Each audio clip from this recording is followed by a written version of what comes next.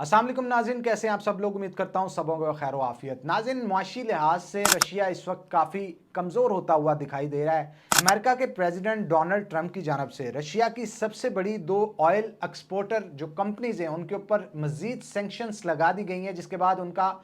Crude oil export करना मुश्किल ही नहीं नामुमकिन होता चला जा रहा है। और उसका सबसे बड़ा इंपोर्टर क्रूड ऑयल का तोड़ने की तैयारी भी अमेरिका की जानब से की जा रही है। जी हाँ, चाइना के साथ इस हवाले से टेबल टॉक की जाएगी और उनको रोका जाएगा कि क्रूड ऑयल रशिया से इंपोर्ट ना करें। और इसके साथ साथ कौन से ऐसे मुल्क होंगे जिनको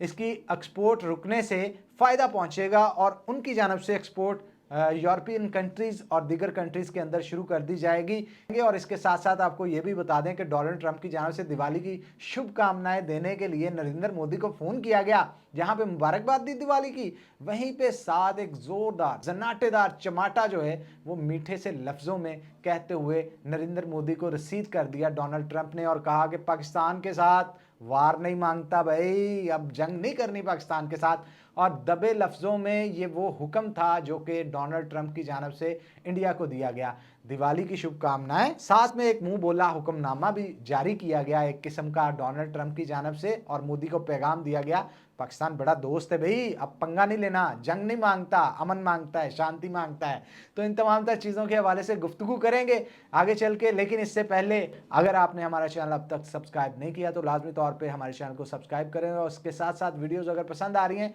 तो हमारी वीडियोस को लाइक और शेयर भी करें। तो सबसे पहले जनाब हम रशिया के हवाले से गुफ्तगू करेंगे। व्लादिमीर पुतिन जो है वो काफ़ी परेशान है, क्योंकि डोनाल्ड ट्रंप की जानब से जो पे दर पे वार किए जा रहे हैं उनकी मैशियत के ऊपर, उसकी वजह से काफ़ी मुश्किल में है। क्योंकि इन हालात के अंदर जब रशिया और यूक्रेन जंग की हालत में है तो इस हालत में रशिया को माशी तौर पे मजबूत होना चाहिए, क्योंकि जंग के अंदर जंगी साजो सामान और दफाई सलाहियतों को बढ़ाने के लिए मैशियत एक अहम किरदार अदा करती है। और इन चीज़ों को मद्देनज़र रखते हुए अमेरिका की तरफ से स्ट्रेटजी बनाई गई कि अगर जंग को रोकना है, यानी ज़ेलेंस्की जो कि उनके यूक्रेन के प्रेसिडेंट हैं, उनकी जानब से कई दफ़ा कहा गया कि अमन मुआहिदा करवाया जाए, जंग को रुकवाया जाए, तो अमेरिका ने उस पर नज़रसानी करते हुए सबसे पहले जो मैशियत की गिच्ची है रशिया की उसको पकड़ा। उन्होंने देखा कि ये एक बड़े पैमाने पे ऑयल है जो कि दूसरे मुल्कों को बेच रहा है, तो उससे बिलियंस ऑफ डॉलर्स जो है वो माहवार मंथली रशिया जो है वो कमा रहा है। तो सबसे पहले इसकी ये गिच्ची को पकड़ा जाए और इसकी गिच्ची को दबोच के जो है इसकी मैशियत को कमज़ोर किया जाए, ताकि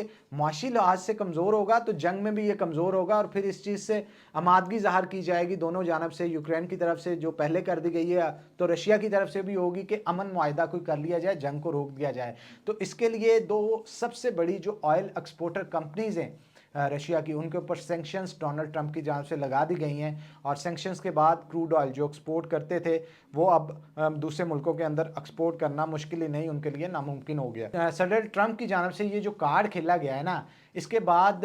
जो चाइना है उसके साथ भी कहा जा रहा है कि आने वाले दिनों के अंदर, बल्कि दिनों के नहीं, अंदर एक दो दिन के अंदर ही इस चीज़ को तय कर लिया जाएगा। डोनाल्ड ट्रंप और शी जिनपिंग की जानब से जो कि चाइना के प्रेसिडेंट हैं उनकी जानब से टेबल टॉक की जाएगी। चाइना क्योंकि रशिया का सबसे बड़ा इंपोर्टर है क्रूड ऑयल के हवाले से, और कहा जाता है एक दिन में 1.4 मिलियन गैलन चाइना जो है वो क्रूड ऑयल इंपोर्ट करता है रशिया से, और एक महीने के अंदर $3 बिलियन से भी ज़्यादा की ट्रेड सिर्फ और सिर्फ क्रूड ऑयल की मद में चाइना ख़ास तौर पे रशिया के साथ करता है। और रशिया का चाइना सबसे बड़ा इंपोर्टर है, तकरीबन 47% उसका क्रूड ऑयल जो है वो चाइना इंपोर्ट करता है रशिया से। और ये कहा जाता है कि अगर चाइना की तरफ से ये इंपोर्ट बंद हो जाती है तो रशिया को बड़ा धचका होगा, क्योंकि एक के बाद दूसरा कार्ड जो है वो अमेरिका ने खेला है। पहले उन्होंने भारत के ऊपर सैंक्शंस लगाई, कहा गया कि अगर आपने रशिया से इंपोर्ट किया क्रूड ऑयल तो उनकी जितनी भी एक्सपोर्ट अमेरिका के अंदर होती है, जिसपे ऑलरेडी तकरीबन 25% टैक्स जो है इम्पोज किया गया था, वो उसे कहा गया था बढ़ा के 50 या 100% भी किया जाएगा। जिसके बाद भारत ने जो है वो हाथ खड़े कर दिए थे, उसने कहा आप माई बाप हो जनाब, आप कुछ भी कर सकते हैं, सुपर पावर है, इसलिए घुटने टेकने पड़े भारत को। और कहा गया कि आने वाले दिनों के अंदर ऑयल इंपोर्ट जो है वो रशिया से नहीं की जाएगी। दूसरी जानब अब चाइना को भी टेबल टॉक पे लाया जा रहा है, और सेंक्शंस भी जो दो बड़ी कंपनियों पे लगाई गई है, उसके बाद महंगा क्रूड ऑयल जो है वो दूसरे मुल्कों में जाएगा। तो इस तमाम तर चीज़ को मद्देनज़र रखते हुए चाइना की क्योंकि कंजप्शन बहुत ज़्यादा है, 1 अरब से ज़ायद की आबादी है, और यही नहीं बल्कि उसके वहाँ पे एनर्जी सोर्सेज भी बहुत सारे चाहिए होते हैं, दिफाई निज़ाम उनका बहुत बड़ा है, क्योंकि अगर उनकी सरहदों को देखा जाए, जिस तरह से वो अपनी सरहदों को और जो बहरी बेड़े हैं उनको ख़ास तौर पे चलाना होता है, दफ़ाई निज़ाम को मजबूत करना होता है, और वहाँ पे भी एनर्जी सोर्सेज उनको यानी क्रूड ऑयल चाहिए होता है, और इसके साथ साथ उनको एलएनजी भी चाहिए होते हैं, जिससे बहुत सारे प्लांट्स वो चलाते हैं और उन प्लांट्स के ज़रिए बहुत सारे ऐसे प्रोडक्ट्स बनाए जाते हैं जो कि दुनिया भर के अंदर एक्सपोर्ट किए जाते हैं, यानी वैल्यू एडिशन की जाती है। और वैल्यू एडिट जो प्रोडक्ट्स हैं उनको बनाने के लिए ये ख़ास तौर पे क्रूड ऑयल, एलएनजी और इस तरह के मुख्तलिफ एनर्जी सोर्सेज जो है वो चाइना को रिक्वायर्ड होते हैं, जो कि ऑल ओवर द वर्ल्ड वो बहुत सारी कंट्रीज से इंपोर्ट करता है और इसके साथ साथ रशिया से भी इंपोर्ट करता है। लेकिन अगर रशिया से इंपोर्ट अब नहीं करेगा तो ये अपनी एनर्जी नीड्स को ट्रांसफ़र कहाँ पे करेगा? आपको याद होगा गुज़श्ता दिनों के अंदर अमेरिका ने जो मुआहिदा किया है कतर के साथ कि अगर कतर पे हमला होता है तो वो अमेरिका पे हमला कंसीडर किया जाएगा, जो फ़ौज होगी उसके साथ इंटरवेन करेंगे किसी भी मुल्क ने अगर कतर के ऊपर हमला किया। ये अमेरिका की जानिब से वाज़ेह पैगाम दिया गया था। एक दोस्ती का मुआहिदा था, तो इस दोस्ती के मुआहिदे को ना सिर्फ दफ़ाई लिहाज से बल्कि मुआशी लिहाज से भी अब कतर को फ़ायदा पहुंचाने की कोशिश अमेरिका की तरफ से की जा रही है। वो किस तरह से कि ये तमाम की तमाम एनर्जी सोर्सेज जो कि सस्टेन करने किसी भी कंट्री ने, जिनके अंदर भारत है, जिनके अंदर चाइना है, जिनके अंदर टर्की है और जिनके अंदर यूरोप की बहुत सारी कंट्रीज़ हैं, इन तमाम तर को एलएनजी भी चाहिए होता है, क्रूड ऑयल भी चाहिए होता है। तो ये अपनी एनर्जी नीड्स को पूरा करने के लिए सस्ते दामों जो क्रूड ऑयल है वो कतर से ख़रीदेंगे। तो कतर की अब मौजें हो जाएंगी, जहाँ पे बिलियंस ऑफ डॉलर्स की जो क्रूड ऑयल की एक्सपोर्ट थी वो बढ़ती हुई अब ट्रिलियंस ऑफ डॉलर्स पे पहुंच सकती है। और कहा यह जा रहा है कि यूरोप जो कि ऑलरेडी 2022 तक तकरीबन 90% अपनी एलएनजी जो कि रशिया से परचेज करता था उसको अमेरिका की सैंक्शंस की वजह से काफ़ी हद तक रोक चुका था, लेकिन 10% जो कि परचेज कर रहा था, अभी 90% रोकने के बाद 10% जो परचेज एलएनजी कर रहा था रशिया से वो भी अब रोक देंगे, क्योंकि उस 10% की मद में भी तकरीबन 11 बिलियन डॉलर जो है वो पर मंथ रशिया को जा रहे थे, जिसको रोकने के लिए प्रेसिडेंट ट्रंप ने जो लाहेअमल बनाया और मुख्तलिफ किस्म की जो और उनकी जो दो बड़ी कंपनीज हैं उनके ऊपर जो सैंक्शंस लगाई, उसकी वजह से अब यूरोप अपनी ये एनर्जी नीड्स भी शिफ्ट करके रशिया से वो कतर की तरफ शिफ्ट कर देगा। और कतर के पास एलएनजी के हवाले से बहुत वसी ज़खायर मौजूद हैं। और एलएनजी के हवाले से अगर कतर और चाइना के रिलेशन की बात करें तो कतर से चाइना ऑलरेडी 27 साल एग्रीमेंट जो है वो साइन कर चुका है, जिसके तहत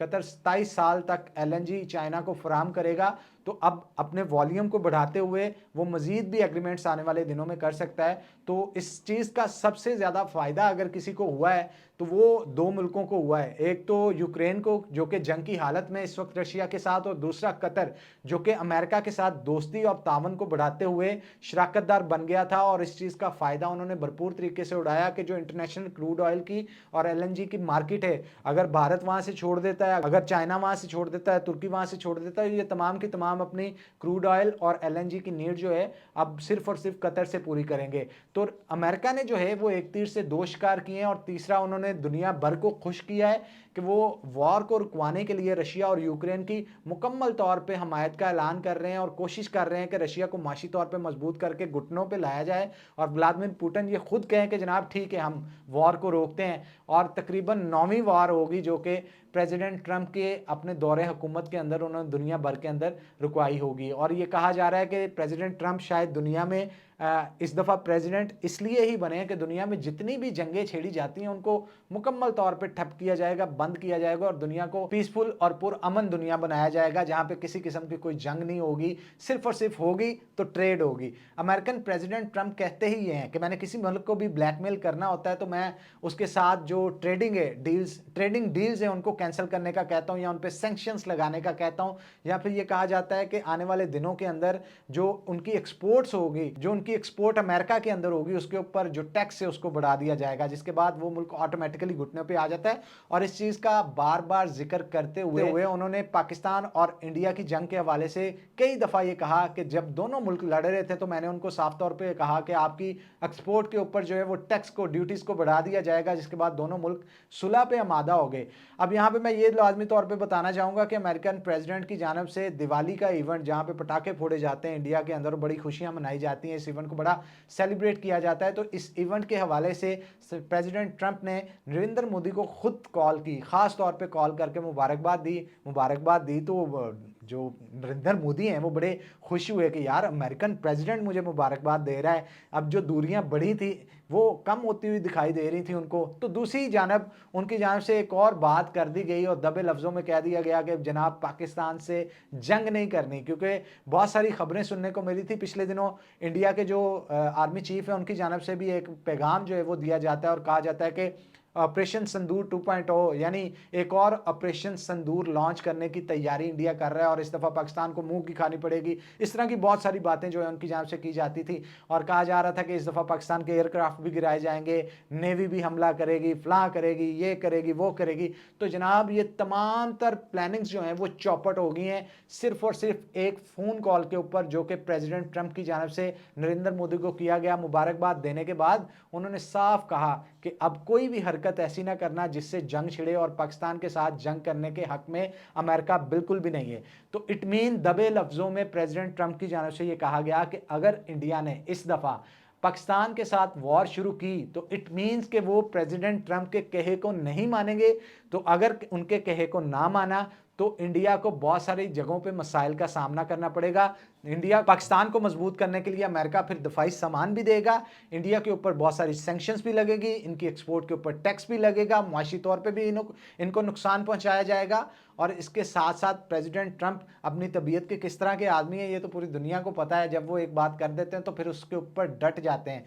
बरक्स इसके पाकिस्तान के हक में तकरीबन अब तक 25 दफ़ा प्रेसिडेंट ट्रंप ने बयान दे दिया है। वो किस तरह से 25 दफ़ा कहा जाता है, आज की तारीख तक प्रेसिडेंट ट्रंप ने मुख्तलिफ प्रेस कॉन्फ्रेंसिस के अंदर बैठ के और मुख्तलिफ फोरम के ऊपर बैठ के ये बताया कि पाकिस्तान ने इंडिया के 7 तैयारे गिराए। अगर पाकिस्तान ना रुकता तो इंडिया को मजीद भी नुकसान हो सकता था। इनका S-400 तबाह किया और अब इसके बाद अमेरिका जो है वो ये चाहता है कि दोनों मुल्क जो है वो तजारत करें, ट्रेड करें, आपस में लड़े झगड़े ना, अमन के साथ रहें। तो ये एक तज़हीक अमेज़ बयान था जो कि प्रेसिडेंट ट्रंप की जानिब से इंडिया के लिए दिया गया और इंडिया को शर्म से डूब मरना चाहिए। अलबत्ता प्रेसिडेंट ट्रंप जो है वो इंडिया के सर पे बैठे हैं, जहां पे वो भूलने लगते हैं उनको याद करवा देते हैं कि पाकिस्तान ने आपके 7 तैयारे गिराए थे, अब दोबारा जंग ना करना, हालात मजीद बुरे हो सकते हैं। जहां इंडिया की नींदें हराम की है वहां पे रशिया की नींदें भी मुआशी तौर पे काफ़ी हद तक अमेरिका जो है वो हराम करने में कामयाब रहा है। अलबत्ता ये सारी काविशें सिर्फ और सिर्फ दुनिया के अंदर एक अमन